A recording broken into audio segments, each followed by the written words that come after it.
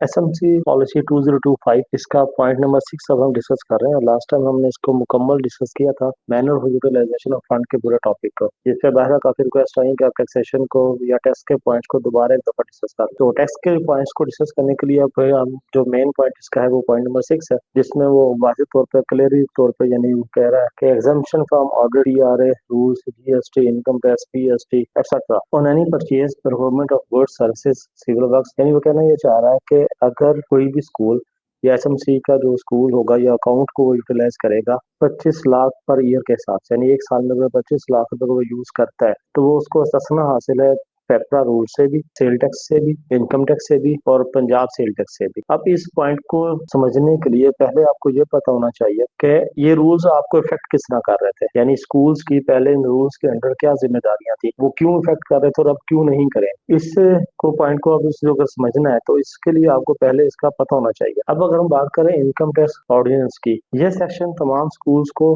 Power देता था with holding agents की, यानी जो स्कूल से वो एफपीआर के बिहाफ पे जो भी सप्लायर था उसका टैक्स काट के एफपीआर को जमा कराने के पाबंद थे। आप कह रहे हैं इनकम टैक्स ऑर्डिनेंस के तहत। अब वो रेट जो था उसमें 151A, यानी अगर आप गुड्स की बात करें तो उस पर 5.5% का था इन केस ऑफ फाइलर और 11% था in case of non filer. इसी तरह 153(1)B में अगर देखें सर्विसेज की बात करें तो वो 11% था इन केस ऑफ फाइलर और 22% था in case of non filer. अब ये जो सेक्शन 153(1)A ये गुड्स को डील करता था और सेक्शन 153(1)B सर्विसेज को डील करता है। सर्विसेज के अंदर आपकी तमाम चीजें आ जाती हैं, लेबर भी आ जाती है जो मजदूरियां करवाते हैं, आपके पार्ट टाइम टीचर भी आ जाते हैं, केयर गिवर भी आ जाते हैं, ये सारे सर्विस प्रोवाइडर लोग हैं। ये इफेक्ट कर रहा था इस तरह से। अब इसके बाद करें जनरल सेल टैक्स की बात करें, इसके अगर हम डिटेल में जाएं तो इसका जो 11th स्केड्यूल है उसके आप फर्स्ट लाइन में ही देख लें, जो फर्स्ट सीरियल नंबर है वहां पे वाज़ेह तौर पे लिखा हुआ कि फेडरल और प्रोविंशियल के जो गवर्नमेंट के डिपार्टमेंट्स होंगे वो एक्टिव टैक्स पेयर की मद में 1/5, यानी कि अगर सेल टैक्स 100 रुपीज है तो उसका 20% काट के सरकार को जमा करवाएंगे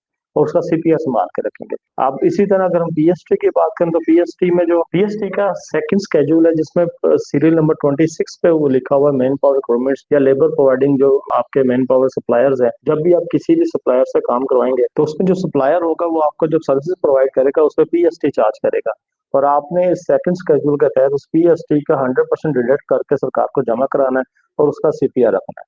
इसका मतलब ये हुआ कि आपको टोटल 4 सीपीआर संभाल के रखने होते थे पहले, इस पॉलिसी से पहले 4 सीपीआर अपने संभाल के रखने। नंबर एक इनकम टैक्स ऑन गुड्स 5.5% का, number two income tax on services 11%, number three आपका पीएसटी 16% और नंबर फोर आपका जीएसटी, टोटल जीएसटी का 20% का चलान। ये 4 सीपीआर आपके पास होने चाहिए थे।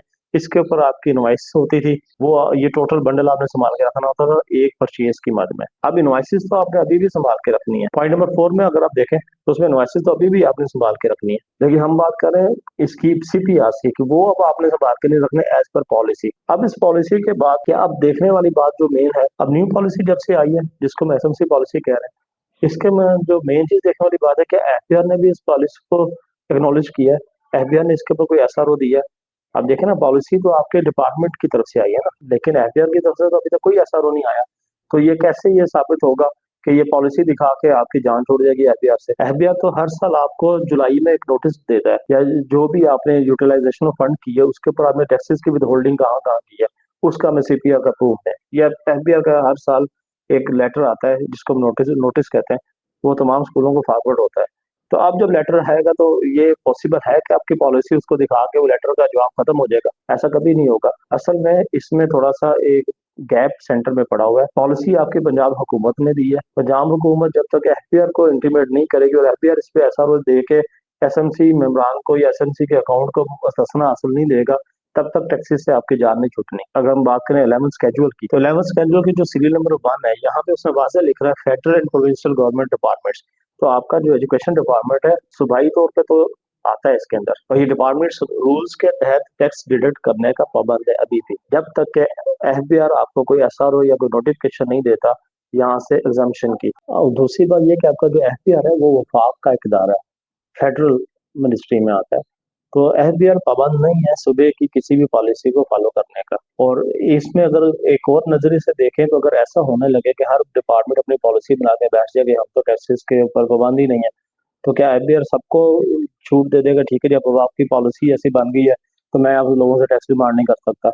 इस तरह तो मुल्क नहीं चलते। तो सोचने वाली बात है। इसमें सिर्फ बारीक पॉइंट यही है कि ये सिर्फ एक पॉलिसी है। जब तक ये पॉलिसी एफबीआर के पास नहीं जाएगी, एफबीआर इसके ऊपर कोई एसआरओ नहीं इशू करेगा, तब तक ये इम्प्लीमेंटेशन नहीं होगा। और इसमें एक बड़ा इंपॉर्टेंट पॉइंट ये है कि जब भी जो अफवाहें उड़ी हुई थी कि जब न्यू एसएमसी पॉलिसी आ गई है, अब तो हमने जीएसटी भी पे नहीं करना, पीएसटी भी पे नहीं करना, तो उसके ऊपर क्या होगा? तो उसके ऊपर आपका जवाब जो मेरा है वो सिंपल इतना सा है कि आप ये देखें कि जीएसटी तो आपको हर हाल में पे करना है। आपको जीएसटी पे करने या ना करने से ये पॉलिसी नहीं रोक रही। पॉलिसी आपको रूल इम्प्लीमेंटेशन से रोक रही है। यानी कि अगर आप जो विदहोल्डिंग पावर आपके पास थी 20% जीएसटी की, उससे आप आपने जो है ना वो ससना आपको दे रही है पॉलिसी। ये नहीं कह रही कि आपने जीएसटी पे नहीं करना। अब सिंपल सी बात है, प्रैक्टिकली भी ये पॉसिबल नहीं है ना। अगर आप ये देखें, अगर आप मार्केट में जाते हैं, एक चीज आपको 1 लाख की मिल रही है, उस पे जीएसटी 18,000 लाख के तकरीबन 80% के हिसाब से वो 1,18,000 की हो जाती है। तो मार्केट में जाके अब ये पॉसिबल है कि आप किसी शॉप पे जाके उससे कहेंगे सर हम तो एसएमसी के मेंबर है, हमारा अकाउंट एसएमसी का, तो हमें तो सस्ना हासिल है, लिहाजा 18,000 हम माफ कर दें और वो चीज हमें 1 लाख की दे दें। कौन शॉपकीपर आपको देगा? कोई भी नहीं देगा। और ये पॉलिसी भी ये नहीं कह रही है, आपको इसको गलत ट्रीटमेंट को कर रहे हैं इस तरह से। बेसिकली पॉलिसी आपको ये कह रही है कि आप जीएसटी की विदहोल्डिंग जो पावर आपके पास थी उससे सस्ना दे रही है। लेकिन मैं अगेन कह रहा हूँ, ये एफबीआर के एंटी है। जब तक एफबीआर एसआरओ जारी नहीं करेगा, आपको सस्ना नहीं देगा, तब तक सस्ना आपको नहीं मिलने। ये सिर्फ पॉलिसी की हद तक ठीक है कि आपको तमाम टैक्सेस से छूट मिल गई है, लेकिन आपको एफबीआर की तरफ से छूट अभी तक नहीं मिली। वो उस वक्त मिलेगी जब एफबीआर इस पे कोई एसआरओ या कोई नोटिफिकेशन जारी करेगा। और दूसरी बात है पेपरा की, तो पेपरा के ऊपर तो इशू नहीं है। पेपरा तो ऑलरेडी आपको इकोनॉमिकली परचेज की बात कर रहा था, उसने आपको 0.6 में पेपरा से छूट दे दी है, और 0.3 में वो खुद आपको कह रहा है इकोनॉमिकली परचेज आपने करनी है। तो पेपरा से जो छूट है, पेपरा तो इसी चीज के लिए था ना कि पेपरा के करंट रूल्स और रेगुलेशन को हम देखें, उसमें 2 लाख तक आपकी पेटी कैश है, यानी 2 लाख तक आपको जरूरत नहीं है वो आसपास इनवाइस इकट्ठी करने की किसी किस्म के लिए। 2 से 5 की जो है वो अगर वो आपने परचेज करनी है, तो उसके लिए वो आपको कहता है कोटेशन लें, और वो कोटेशन भी आपको इसलिए डिमांड कर रहा है ताकि आपको इकोनॉमिकली परचेज मिल जाए। फीस से ऊपर जाए तो 5 लाख से ऊपर अगर आप परचेज करेंगे तो आपके लिए टेंडर है। ये सारी चीजें टेंडर में ही होता है, ओपन बिडिंग होती है, हर कंपनी आपको ऑफर देती है, जो मिनिमम होता है रेट उसको आप परचेज कर लेते हैं।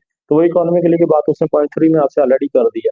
तो ये कोई खास नहीं है। मेन पॉइंट आपका यही था कि आपको वो देना चाह रहा है कि जनरल सेल टैक्स से, इनकम टैक्स से और पीएसटी से छूट देना चाह रहा है एज आ विथहोल्डिंग एजेंट के तौर पर। लेकिन एफबीआर आपको विथहोल्डिंग एजेंट बना रहा है, वो आपको छूट नहीं दे रहा। यहाँ पर एक क्लैश आया हुआ है। अब इस क्लैश से एक ही तरीके से बचा जा सकता है कि एफबीआर इस पर अपना कोई एसआरओ या कोई नोटिफिकेशन जारी करे, फिर हम टैक्सेस से हम कह सकते हैं कि हमें पे नहीं करने, या सादा लफ्ज़ों में ये कह लें कि हमने टैक्सेस विद हेल्ड करके पे नहीं करने। ये जरा क्लियर हो जाता है। और ना उसको कोई सीपीआर से मार के रखना। तो जब भी तक आप वेट करें, जब तक एपीआर इसके ऊपर कोई ऐसा जारी नहीं करता या कोई ऐसा नोटिफिकेशन नहीं आता, तब तक वही चीजें अप्लाई होंगी जो पहले हो रही हैं। बेसिकली इस पॉलिसी ने कंफ्यूजन पैदा की है, कोई आसानी नहीं दी। अब कंफ्यूजन जो है इसमें वो ये वाली है कि अगर आप सीपीआर की तरफ जाते हैं तो पॉलिसी के खिलाफ काम करते हैं, और अगर आप सीपीआर की तरफ नहीं जाते तो एफपीआर की पॉलिसीज के, उसके रूल्स, उसके रेगुलेशन, उसके ऑर्डिनेंस के अगेंस्ट जाता है। तो एफबीआर तो आपसे हर साल के एंड पे वो लेटर लिख के आपसे मांगेगा सीपीआर, और वो पॉलिसी को देख के आपको छूट नहीं देगा, पेनल्टियां लगाएगा। विथहोल्डिंग एजेंट की जो पावर आप यूज नहीं कर रहे उस पर तो एफबीआर स्ट्रिक्ट एक्शन लेगा और फिर पेनलाइज भी करे। ये टोटल इसकी आप कह लें एक्सप्लेनेशन या वजाहत थी पॉइंट्स की, जो मैंने दोबारा रिकॉर्ड करा दी। Thank you so much.